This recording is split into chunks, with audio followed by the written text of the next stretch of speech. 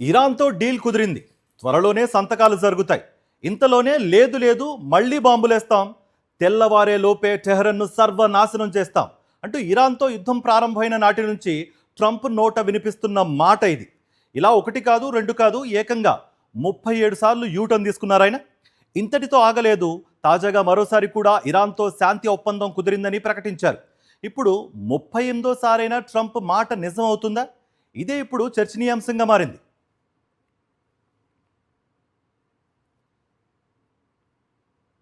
అయితే పశ్చిమాసియాలో ఉద్రిక్తతలకు దారితీసిన అమెరికా ఇరాన్ ఘర్షణ ముగింపునకు చేరువైనట్లుగా సంకేతాలు కనిపిస్తున్నాయి.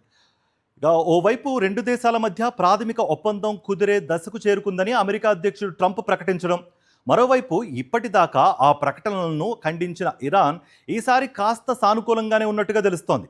ఇరాన్ విదేశాంగ మంత్రి కూడా చర్చలు తుది దశకు చేరాయి అనడంతో శాంతి ఒప్పందం కుదిరిందని అర్థమవుతోంది. ఒక సంతకాలు చేయడమే తరువాయి.